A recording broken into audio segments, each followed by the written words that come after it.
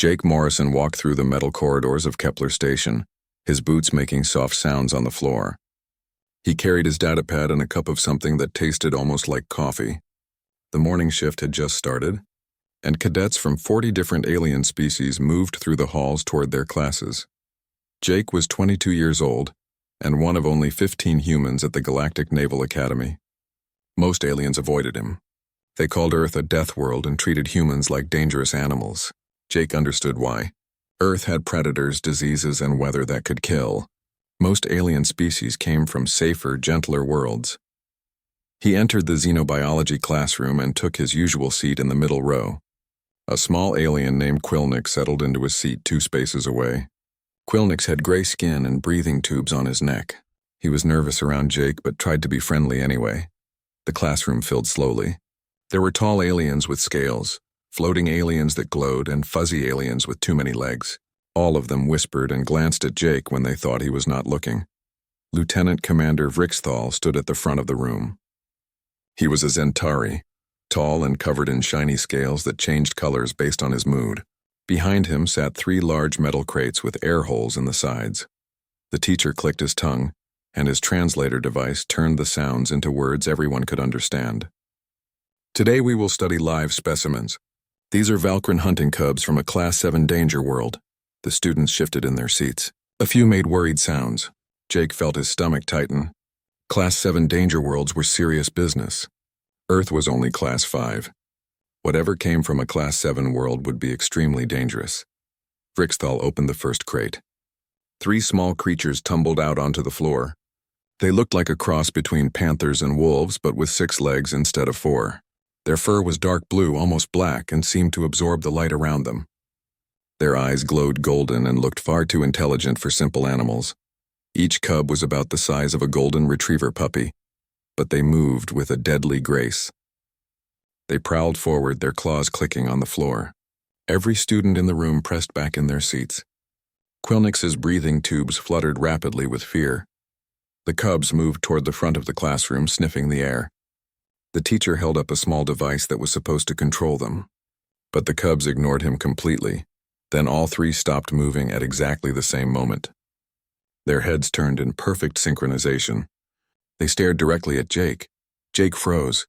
He had learned never to make sudden movements around predators. It was true for animals on Earth and apparently true for aliens too, but these cubs did not look aggressive. Their tails were up, their ears were forward, and they made soft chirping sounds. The first cub trotted directly toward Jake, ignoring everyone else. The second and third followed close behind. Students scrambled out of the way, pressing themselves against the walls. Some left the room entirely. The lead cub reached Jake's desk and sat down, looking up at him with those huge golden eyes. The other 2 positioned themselves on either side of his chair like bodyguards taking up posts. Vrixthal's scales turned a confused purple color. Cadet Morrison remained completely still. "I do not understand what is happening here." "I am not doing anything, sir," Jake said quietly. His heart pounded, but he kept his voice steady. One of the cubs placed its front paws on Jake's knee. It chirped softly and tilted its head. The sound was almost friendly, almost playful. Jake had grown up with dogs on Earth, and this reminded him of how puppies acted when they wanted attention. The teacher tried calling the cubs back. He used the control device. He spoke commands in several languages. The cubs did not move. When another instructor came into the room to help, all 3 cubs growled low in their throats and pressed closer to Jake. 15 minutes passed. The cubs would not leave Jake's side. Every attempt to separate them made them more agitated. Finally, Vrixthal gave up. Class is dismissed. Cadet Morrison, take the cubs and report to Professor Nelia's office immediately. Do not let them out of your sight. Jake stood slowly. The 3 cubs stood with him, moving in perfect coordination. When he walked toward the door, they followed so close they almost touched his legs. The other students made a path and stared as he passed. Jake walked through the station with 3 alien predators following him like devoted pets. People stopped and stared. Some reached for their communicators. Others moved quickly out of the way. Jake kept walking, his mind racing with questions. Why had the cubs chosen him? What did they want? And what was he supposed to do now? Professor Nelia's office was in the research wing. The door opened automatically when Jake approached. The professor floated in the center of the room. She looked like a jellyfish made of light, with glowing patterns moving across her translucent body. The cubs immediately lay down at Jake's feet and closed their eyes. Within seconds, they were asleep, making soft breathing sounds. Professor Nelia's patterns flickered through several colors before settling on a thoughtful blue. "Please sit down, Cadet Morrison. We have much to discuss." Jake sat in the chair across from her desk. "Professor, I did not do anything to attract them. They just came to me. I believe you. But that makes this even more remarkable." She pulled up data on several floating screens. "These cubs are 4 months old. They were orphaned at 2 weeks and raised in isolation by our zoological staff. They should not bond with anyone, and certainly not with a species they have never encountered before." Jake looked down at the sleeping cubs. They looked peaceful, almost innocent, but he knew they would grow into apex predators, some of the most dangerous creatures in the galaxy. "Tell me what you know about Valkyrin pack structure," Professor Nelia said.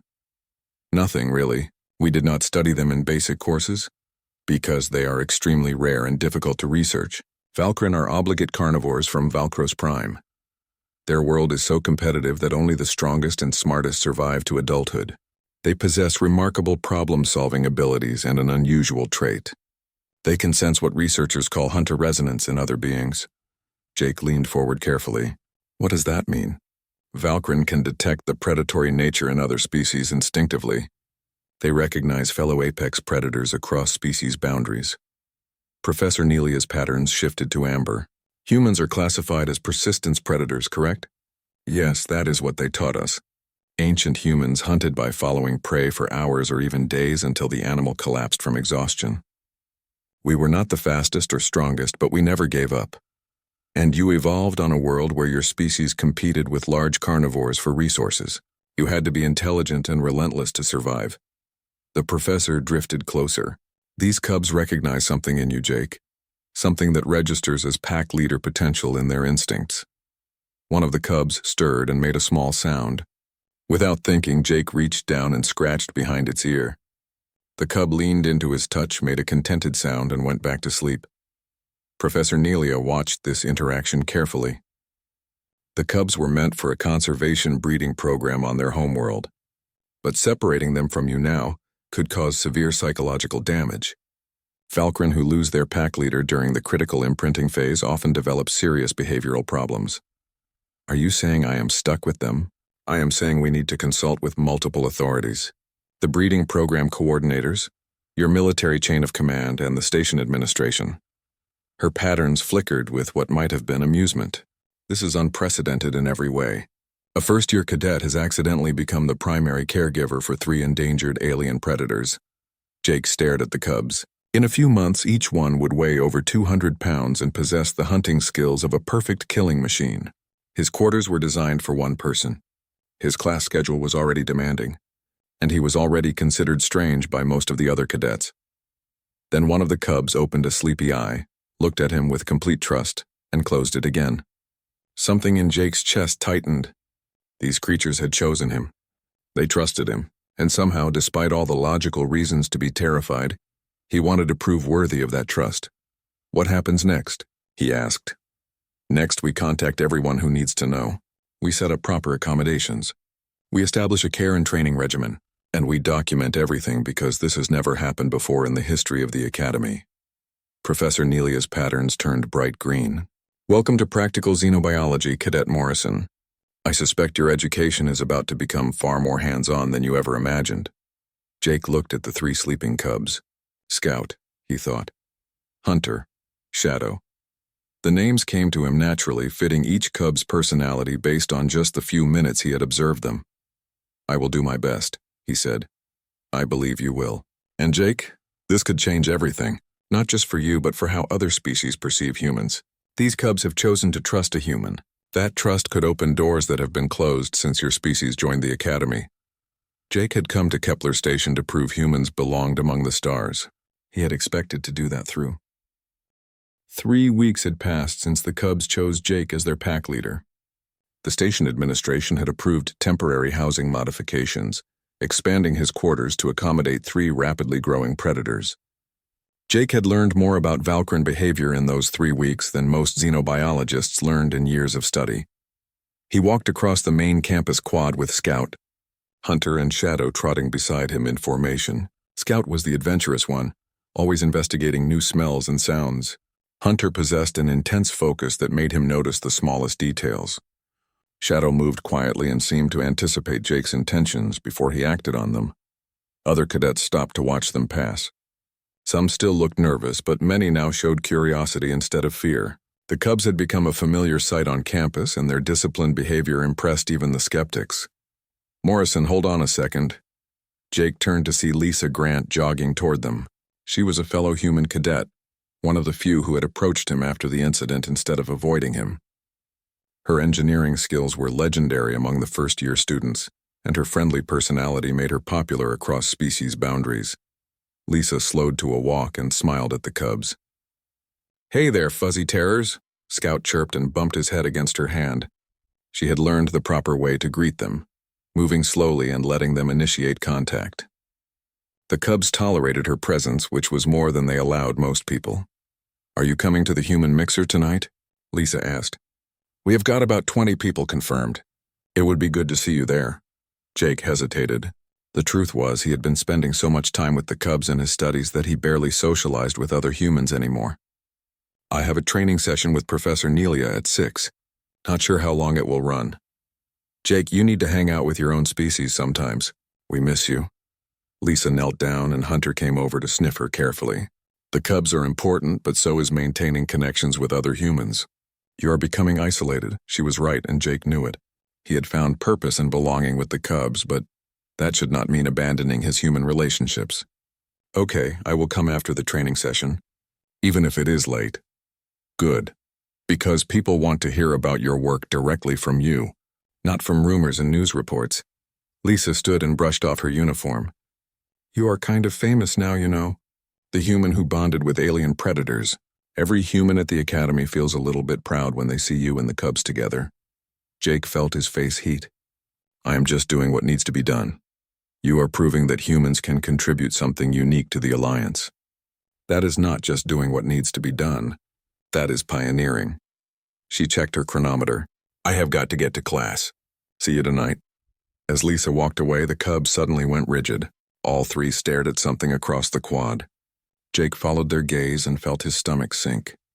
A group of older cadets was approaching, led by a large Zentarii with dark red scales. Craxith was a third-year cadet with a reputation for disliking humans. He believed that Deathworld species had been admitted to the academy too quickly, that they needed more time to prove they could be civilized. He had made his opinions clear in several campus debates and editorial pieces. The Cubs began growling, a low rumble that Jake felt through his boots. He placed his hand on Scout's head, a signal they had practiced extensively. "Stay calm. I am in control." "Morrison," Craxith said, his translator turning his clicking speech into Galactic Common. "Still walking your pets around like trophies. Tell me, does the Academy accept animal trainers now? Or are you actually pretending to be a real military cadet?" Jake kept his voice level. "Just heading to class, Craxith. Not interested in a debate. Of course not. Your species never is. You just want us to accept you without question, to ignore the fact that you come from a world of violence and chaos." Craxith's crest rose in a dominance display. "Those creatures are dangerous. They belong in cages, not wandering freely among civilized species." The Cubs' growling intensified. Shadow pressed against Jake's leg, muscles coiled and ready. Hunter's eyes never left Craxith's face. Scout's ears lay flat against his head. Jake took a slow breath. Getting angry would accomplish nothing. Craxith wanted a reaction, wanted proof that humans were as aggressive as he claimed. The station administration approved their presence after extensive evaluation. "If you have concerns about safety protocols, submit them through proper channels." He moved to walk around Craxith, but the Zentarii shifted to block his path. "I am talking to you, human. Where I come from, walking away during a conversation shows disrespect and cowardice. And where I come from, deliberately blocking someone's path is an act of aggression," a new voice said calmly. Professor Nelia floated over from the nearby research building, her patterns pulsing with authority. "Cadet Craxith, You are dangerously close to violating several Academy regulations regarding harassment. I suggest you move along before I file a formal complaint with Commander Hulrichs. Craxith's scales darkened with anger, but he stepped aside. Antagonizing a professor would damage his record permanently. He gave Jake one final hostile look before walking away with his group. "Thank you, Professor," Jake said once they were out of earshot. "Walk with me," Nelia said, leading them toward the quieter paths through the Academy gardens. "You handled that situation well, Jake, but I am concerned about the growing tension between you and certain factions of the student body. I am not trying to cause problems, I know. But your mere existence challenges their worldview. Some species have lived for generations without significant conflict. They struggle to understand why the Alliance needs humans, why we accepted a species from a dangerous world." Her patterns shifted to a thoughtful blue. "The Cubs actually help your case more than you realize." Jake watched Scout investigate a flowering alien plant, his earlier tension completely forgotten. "How so?" "Because they demonstrate something fundamental about human nature. You could have rejected the Cubs, called them dangerous, demanded they be locked away. Instead, you accepted responsibility for their care. You trained them with patience and empathy. You turned potential threats into valued companions." Nelia drifted in a slow circle. "That shows emotional intelligence and adaptability that many species lack. The Cubs made it easy. They are smart and responsive. They are also predators with the instinct and ability to kill. Yet you never treated them as monsters to be controlled through fear. You treated them as individuals to be understood and guided. That is a very human approach to problem solving." They reached the xenobiology lab building. Professor Nelia led them to a large training room with padded floors and various obstacle courses set up. Several other cadets were already there, including Lisa, Quilnix, and Vex. "Today we are expanding the socialization program," Nelia announced. "Jake and the Cubs have been working together for 3 weeks. Now we test whether that bond can extend to include others in controlled situations." Over the next 2 hours, Jake worked with the volunteers to introduce them properly to the Cubs. They practiced approach techniques, learned to read the Cubs' body language, and worked on basic commands.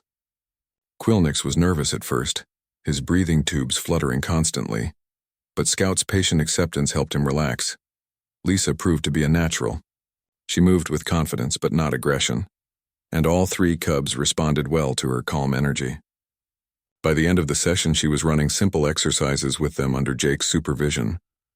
"This is remarkable," Professor Nelia said, her patterns glowing bright with excitement.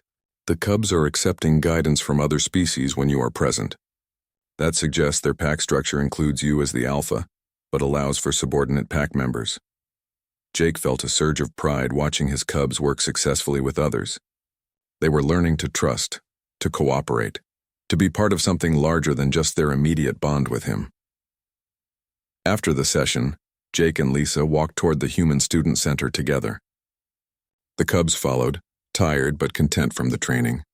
The evening shift had started and the station's artificial lighting had dimmed to simulate dusk.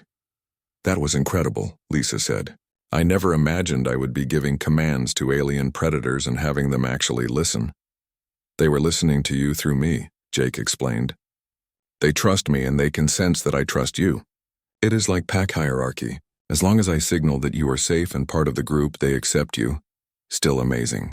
You know what this means, right?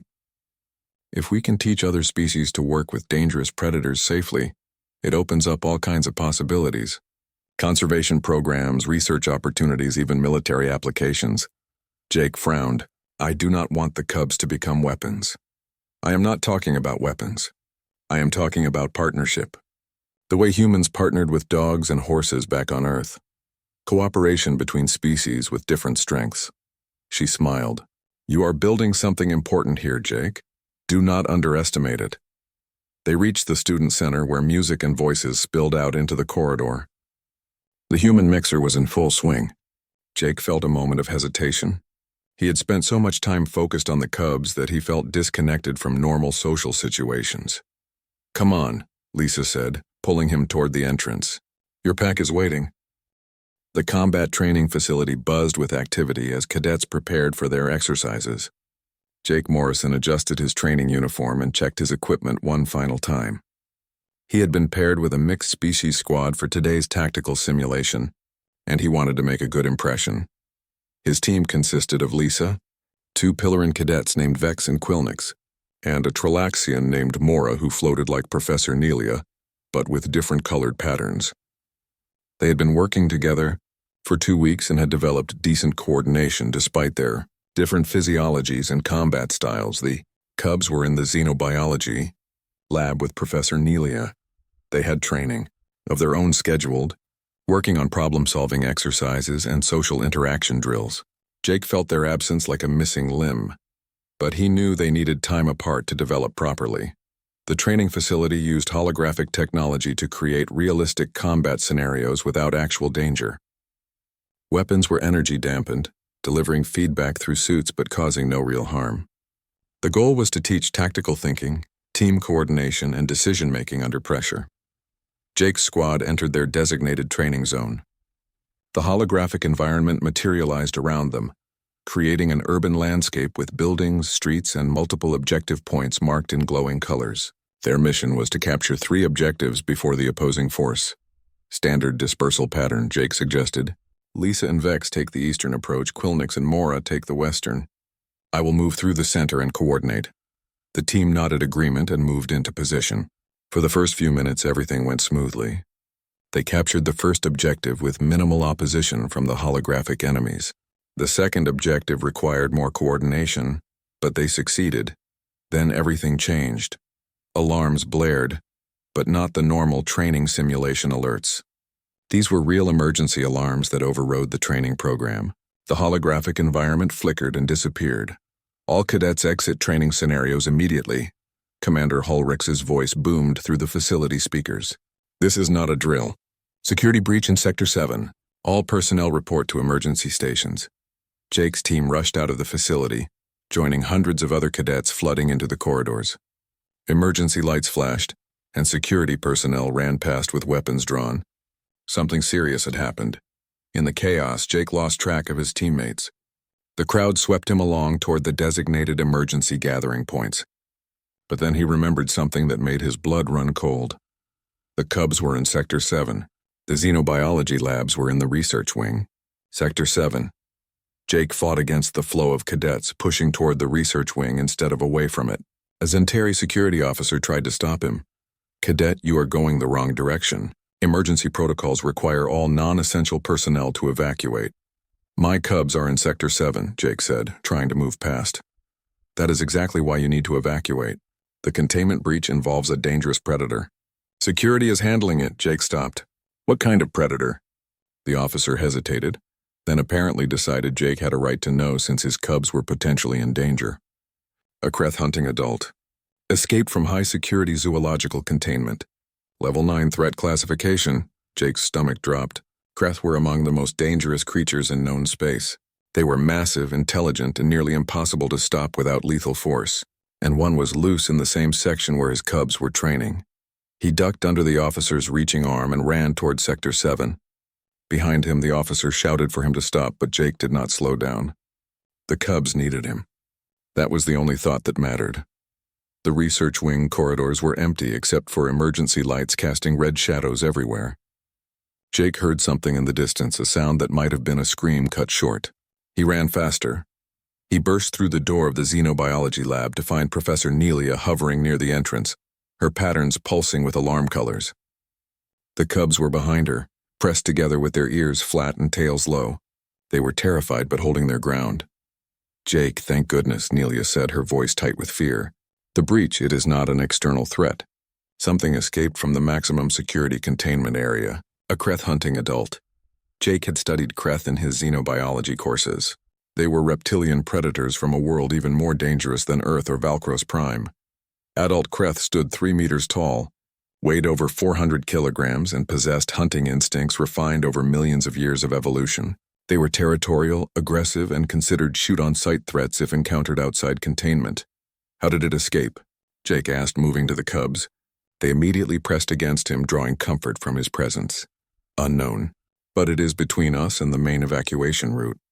We are trapped with about 24 other researchers and students. Security is trying to contain it, but Kreth are resistant to most non-lethal weapons. They are worried about collateral damage if they use lethal force inside the station. A roar echoed through the corridors, deep and primal. The cubs whimpered and pressed closer to Jake. He could feel them trembling against his legs. Jake's mind raced. A Kreth was a perfect killing machine, designed by evolution to be an apex predator. But humans had survived on Earth by being smarter than the creatures that hunted them. Humans did not win by being stronger or faster. They won by being adaptable and refusing to give up. Professor, is there access to the environmental systems from here? Nelia's patterns flickered with confusion. Yes, there are maintenance shafts. But why would we need access to environmental systems? Kreth have extraordinary senses, right? Smell, hearing, thermal detection? Among the best in the galaxy. Jake, what are you thinking? He moved to the lab's equipment storage and started pulling out emergency flares and environmental suits. I am thinking we do not fight it. We can fuse it, redirect it, and buy security enough time to set up proper containment. And I think 3 young predators might make excellent bait if we do this carefully. Absolutely not. I cannot allow you to risk your life in the cubs. You are not allowing anything, Professor. I'm doing this. Jake met her glowing gaze. Those people trapped in the corridors do not have time for security to figure out a safe solution. And if anyone can pull this off, it is someone from a death world who understands predators. Nelia was silent for several seconds. Then her patterns shifted to reluctant acceptance. Tell me your plan, quickly. Jake explained rapidly while gathering supplies. The emergency flares contained chemical compounds that, when mixed properly, would create a smoke that would overwhelm even a Kreth's sophisticated sense of smell. The maintenance shafts would let them move without being detected, and the cubs, making distress calls that would trigger territorial instincts, would draw the Kreth away from the trapped civilians toward the reinforced specimen containment room. It was dangerous. It relied on the Kreth behaving predictably, and it required the cubs to trust Jake completely even when every instinct told them to run. This is insane, Nelia said, but she pulled up her communicator and contacted security explaining the plan. They are giving us 2 minutes before they attempt a frontal assault with lethal weapons. If you are going to do this, do it now. Jake opened the access panel to the maintenance shaft. The cubs hesitated, looking up at him with uncertain eyes. He knelt down and put his hands on each of their heads. I need you to trust me. We are going to lead the dangerous animal away from people who cannot protect themselves. You follow me. You do exactly what I tell you, and we all come out of this safe. Understand? The cubs could not understand his words, but they understood his intent. Scout chirped softly. Hunter pressed his head against Jake's chest. Shadow simply stared into his eyes with complete faith. Good. Let us go be heroes. Jake crawled into the maintenance shaft with the cubs following in single file. The space was tight and dark, lit only by emergency strips every few meters. He could hear the cubs breathing behind him, smell their distinctive scent, mixed with the metallic smell of the station's recycled air. Professor Nelia's voice came through his communicator, barely a whisper. The Kreth is circling back toward the main lab corridor. You have 90 seconds before it reaches the civilians. Jake moved faster, ignoring the way the metal edges scraped his hands and knees. He reached a junction that overlooked the main corridor and carefully opened the access panel. Below, he saw the Kreth. It was even more terrifying than the images in his textbooks. Scales that looked like polished obsidian covered its body. Its head was all teeth and predatory intelligence. 4 legs like tree trunks supported its massive bulk, and its tail swept back and forth like a weapon. Security officers were at the far end of the corridor, weapons raised, but not firing. Between them and the Kreth were several civilians pressed against the walls, frozen with fear. Jake assembled the chemical mixture from the flare components and dropped it through the access panel. It hit the floor and immediately began releasing thick, acrid smoke. The Kreth's head snapped up, its hunting focus disrupted by the sudden sensory overload. Now, Jake whispered. The cubs dropped from the shaft one at a time, landing with practiced grace. They did not attack.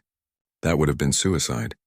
Instead, Commander Hulrich's office felt smaller than it should. The walls were covered with commendations and unit badges from across the Cooperative Systems Alliance, representing decades of distinguished service. Jake stood at attention in the center of the room with the cubs sitting in perfect formation beside him. His body still ached from the previous day's events, but he kept his posture rigid and professional. Commander Hulrich sat behind his desk, his Zentari features unreadable. His scales maintained a neutral gray color, revealing nothing about his thoughts. The silence stretched for almost a full minute before he spoke. Cadet Morrison, what you did yesterday was reckless. You violated emergency protocols by entering a restricted area. You put yourself and 3 endangered specimens at significant risk. You made tactical decisions far above your authority level. Ulrichs paused, his crest rising slightly. It was also brilliant, effective, and almost certainly saved multiple lives, both human and alien. I find myself in the unusual position of needing to both commend and discipline you. Jake kept his eyes forward. I understand, sir. Do you? Ulrich stood and walked around his desk. 6 weeks ago, you were an unremarkable first-year cadet. Competent but not exceptional. Today, you have demonstrated leadership abilities, tactical innovation, and an understanding of predator psychology that most xenobiologists spend careers trying to achieve.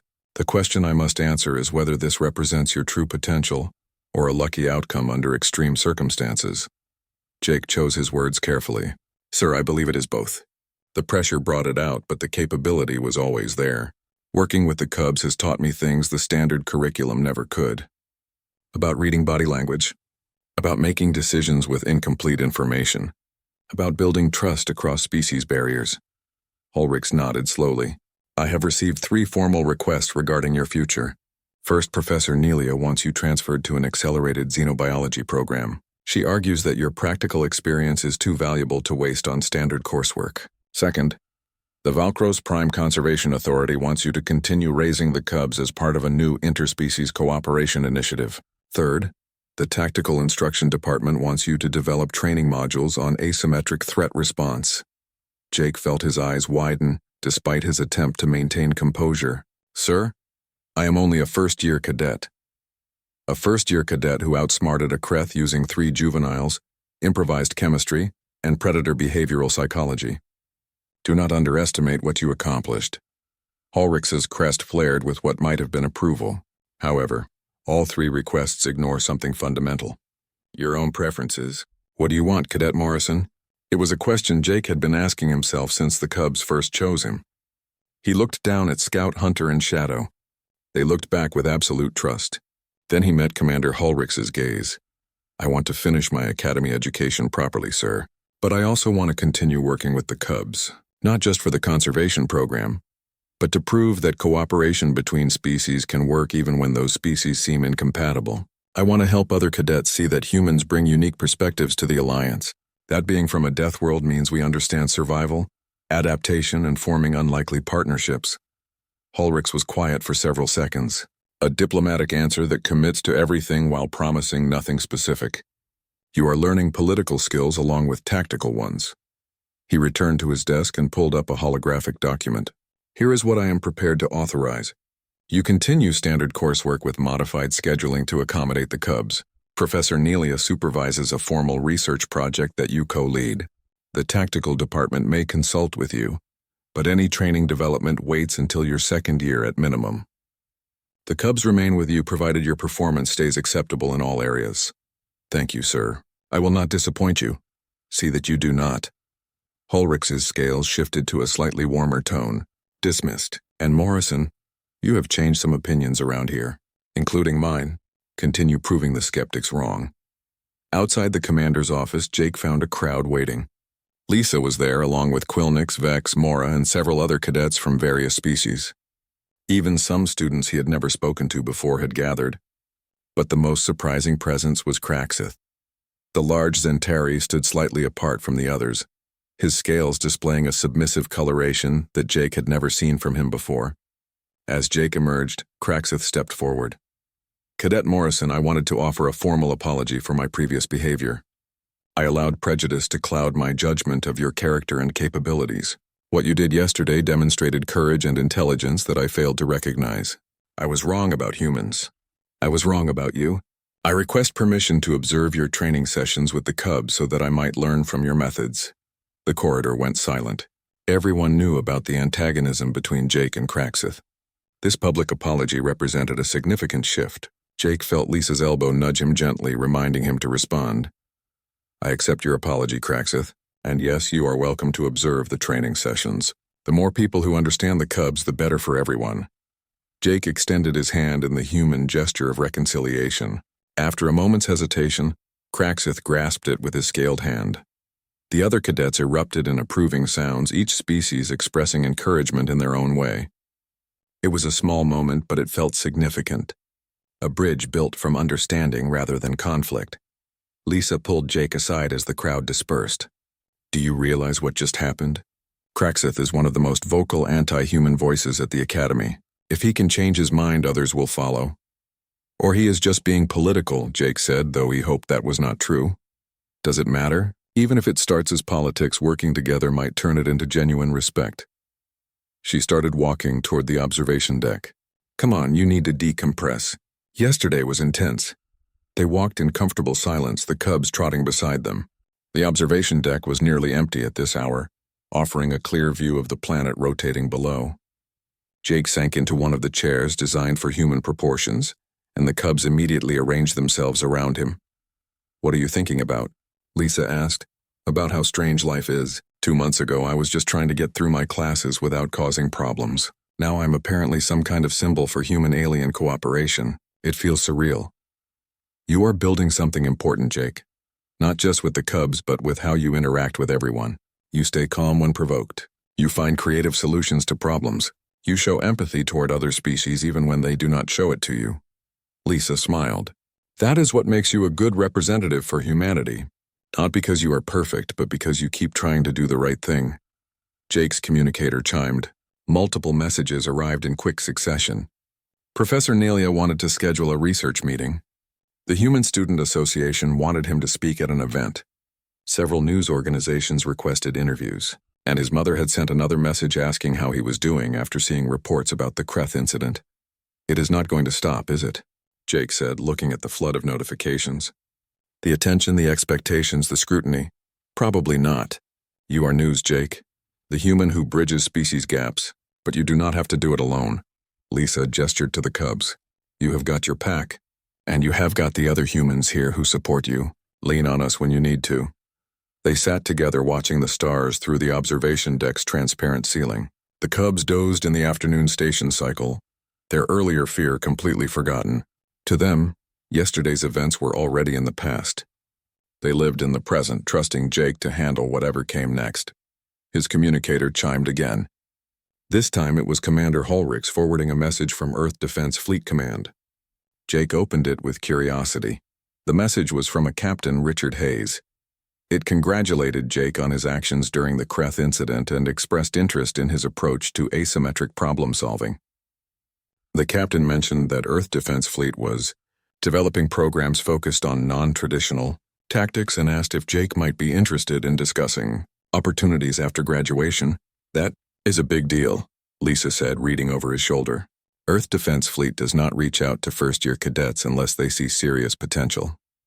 It is flattering, but I am not even sure what I want to do after graduation yet." "That is 3 years away." "True, but it never hurts to have options." She stood and stretched. "Come on, we should grab some food before the evening training session. You need to keep your energy up if you are going to keep changing the galaxy." Jake laughed. "I am not changing the galaxy. I am just taking care of 3 cubs and trying to pass my classes." "Jake, you trapped a Kreth with chemistry and cooperation. You are absolutely changing the galaxy whether you realize it or not." As they walked toward the dining facility, Jake noticed how other cadets reacted to his presence. Some nodded respectfully. Others smiled. A few still looked nervous around the cubs, but even they showed curiosity rather than pure fear. Things had shifted in subtle but important ways. At dinner, Jake found himself sitting with a mixed group of human and the weeks following the Kreth incident transformed life at the Academy in ways both expected and surprising. Jake Morrison had become something more than just another cadet. He was proof that humans could contribute something unique to the Cooperative Systems Alliance. But with recognition came responsibility, and Jake felt the weight of both every day. The cubs had grown significantly in the 2 months since they first chose him. Scout, Hunter, and Shadow now weighed about 60 pounds each and stood waist-high when on all 6 legs. Their movements had become more coordinated, more powerful, more undeniably predatory, yet their bond with Jake remained as strong as ever, built on trust and mutual understanding rather than fear or dominance. Jake walked into the tactical simulation room, carrying a data pad and a container of water.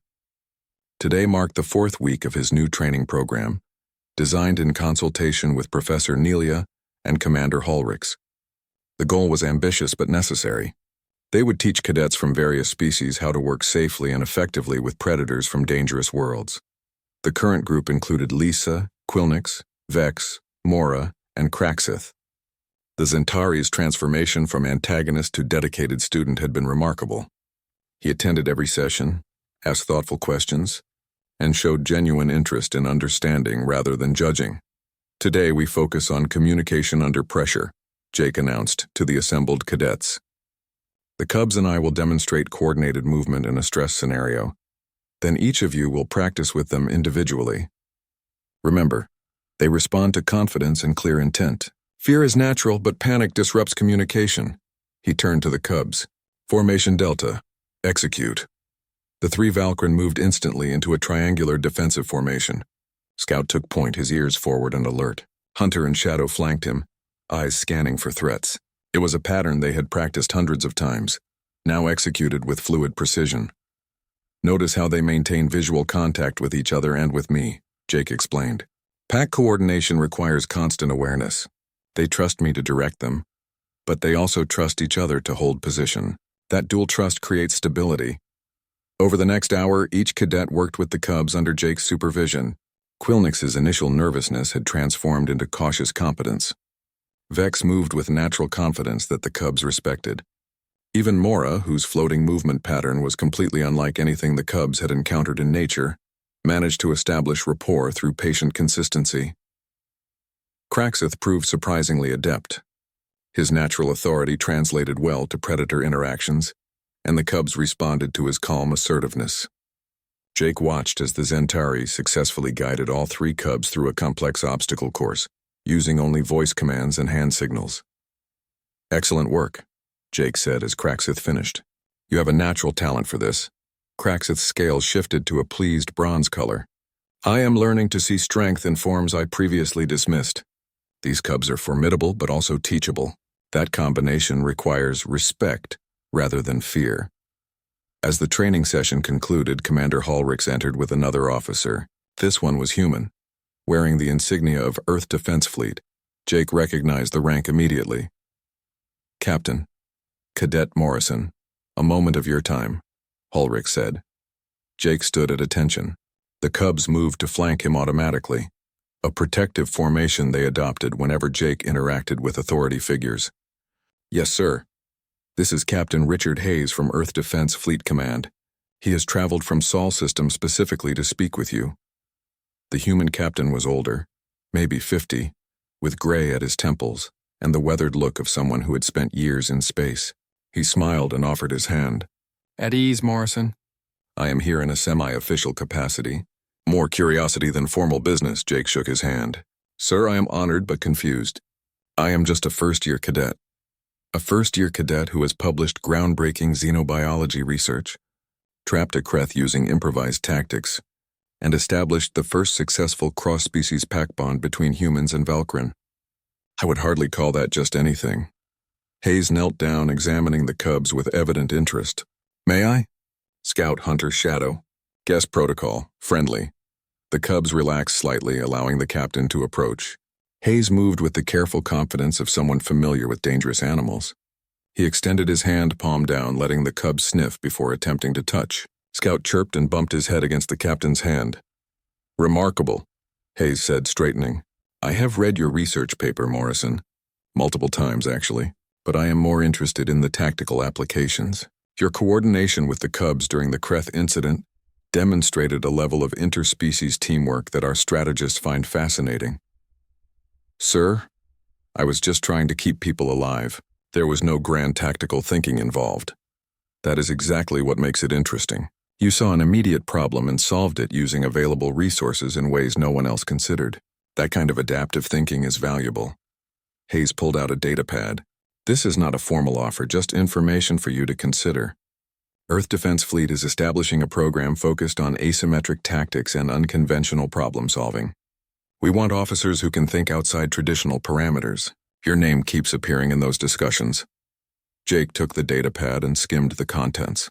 The program outlined was impressive and intimidating. special operations tracks, advanced tactical training, assignments to frontier situations where creative thinking mattered more than following established doctrine.